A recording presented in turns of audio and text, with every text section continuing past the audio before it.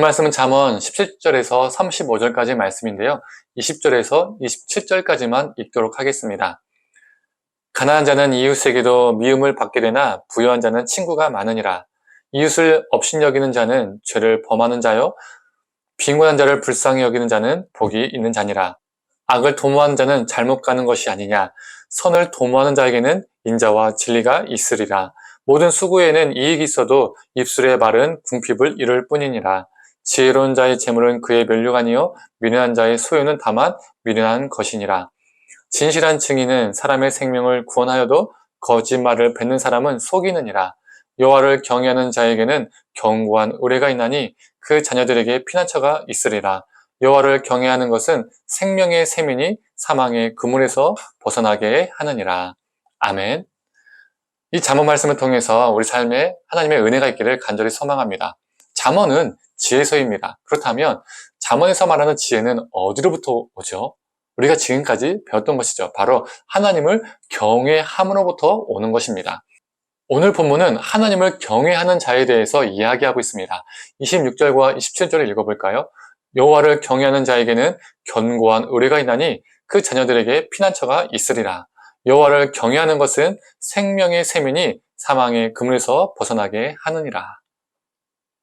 이렇게 경외하는 자에 대해서 이야기하고 있는데 하나님을 경외하는 자의 삶은 어떤 삶인지 오늘 본문을 통해서 한번 나눠보도록 하겠습니다. 첫 번째로 하나님을 경외하는 자는 이웃을 귀히 여기는 사람입니다. 왜 그럴까요? 먼저 20절에서 또 21절을 한번 읽어보겠습니다. 가난한 자는 이웃에게도 미움을 받게 되나 부유한 자는 친구가 많으니라. 이웃을 업신여기는 자는 죄를 범하는 자요 빈곤한 자를 불쌍히 여기는 자는 복이 있는 자니라. 우리가 살아가는 세상을 보면 가난한 사람들이 다른 사람들에게 미움을 받게 되고 멸시를 받으며 무시를 당하기도 합니다. 연약하고 가난한 사람들을 함부로 대하는 막대먹은 사람들이 우리 사회에 분명히 있습니다. 그런 사건들을 우리가 뉴스나 그리고 인터넷을 통해서 접하게 되잖아요. 그러나 성경은 분명히 그런 이웃을 업신여기는 것은 죄를 범하는 것이다라고 말하고 있습니다. 반면 가난한 사람들을 향해서 긍휼을 행하는 사람은 복이 있다라고 선언하죠. 오늘 본문 31절을 읽어보겠습니다. 가난한 사람을 학대하는 자는 그를 지으신 이를 멸시하는 자요 궁핍한 사람을 불쌍히 여기는 자는 주를 공경하는 자니라. 작은 자를 대하는 태도가 하나님을 대하는 태도라는 것을 31절을 조금 전에 읽었던 31절은 말해주고 있습니다. 이와 비슷한 본문이 신약 성경에도 있죠. 바로 마태복음 25장 양과 염소의 비유에도 나옵니다. 마지막 심판 때에 우리 주님께서 사람들을 우편과 좌편으로 즉 양과 염소로 나누십니다. 그리고 우편에 있는 자들에게 내가 줄일 때, 내가 헐벗었을 때, 내가 목마를 때에 너희가 나를 먹이고 입히고 마시게 했다라고 말씀하셨죠. 그때 우편에 있던 사람들이 어떻게 말합니까? 주님, 제가 주님께 그렇게 한 적이 없는데요. 무슨 말씀하십니까? 라고 물어보죠. 그때 주님께서 이렇게 말씀하십니다. 작은 자 하나에게 한 것이 나에게 한 것이다. 우리 주님은 자기 자신을 그 작은 자들과 동일시하시는 하나님이십니다.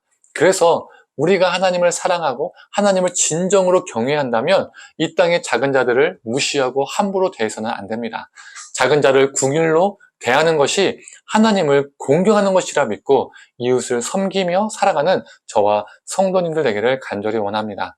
두 번째로 하나님을 경외하는 사람은 진실되게 살아가는 사람입니다. 25절의 말씀입니다. 진실한 증인은 사람의 생명을 구원하여도 거짓말을 뱉는 사람은 속이느니라. 고대 이스라엘에서는 고발이라는 것은 대부분 사형과 직결되는 것들이 많았습니다. 그래서 거짓으로 고발하고 거짓으로 증언하면 누군가는 억울하게 죽게 되는 것이죠. 그래서 거짓은 사람을 죽게 만듭니다. 반면 하나님을 경외하는 사람은 하나님이 자신을 보고 있다는 것을 늘 의식하는 사람입니다.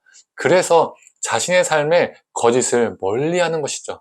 결국 진실되게 살고 그 진실함은 사람을 살리게 되어 있습니다. 거짓이 난무하는 세상 속에서 진실하게 살아감으로 이 땅을 조금 더 좋은 세상으로 만들고 또한 그 진실함으로 생명을 구하는 존재가 되기를 간절히 원합니다. 마지막으로 하나님을 경외하는 사람은 하나님이 주신 것에 만족하며 사는 사람입니다. 30절을 읽어보겠습니다. 평온한 마음은 육신의 생명이나 시기는 뼈를 썩게 하느니라. 자기에게 주어진 것에 만족하지 못하는 사람은 자기에게 없는 것을 가지고 있는 사람들을 향해서 시기하고 질투하죠. 그래서 자신의 삶도 엉망으로 만들고 그 질투의 대상들의 삶도 망가뜨리기도 합니다. 그 대표적인 예가 사울 왕이었잖아요. 그 다윗을 질투해서 자신도 망가뜨리고 다윗의 삶도 망가뜨리려 했습니다. 만족은 체념이 아니라 하나님을 향한 경외의 표현입니다. 시기하지 않고 질투하지 않기에 더 가지려고 발버둥 치는 것이 아니라 나에게 있는 것을 감사하고 만족하고 또한 나에게 있는 것을 연약한 자들에게 흩어 뿌릴 수 있게 되는 것이죠. 성도님들, 하나님을 경외함으로써 우리가 진실되게 살고 또한 하나님이 주신 것에 감사하며 그 주신 것을 이웃에게 나누며 사는 우리가 되기를 간절히 원합니다. 함께 기도하겠습니다. 하나님을 경외하는 자는 이웃을 연약한 자들을 함부로 대하는 것이 아니라 그들을 귀히 여기고 또 사람들을 또 진실되게 대하고 또 이 사회를 진실하고 정직한 사회로 만들어가고 또 하나님께서 주신 것에 감사함으로 만족하며 또 주신 것을 이웃에게 흩어뿌리는 자임을 보게 됩니다. 하나님, 우리가 말로만 하나님을 경외한다 말하지 않고 정말 삶으로 그 경외함을 실천케 하여 주시옵소서. 오늘 하루도 정직하게 살아가게 하시고 오늘 하루도 감사하며 만족하게 하시고 그 우리에게 주어진 그 만족한 것들을 연약한 이웃들을 향하여 귀히 여기며 흩어 뿌릴 수 있는 존재가 되게 하여 주시옵소서. 감사드리며 사랑에 많으신 예수님의 이름으로 기도드립니다. 아멘.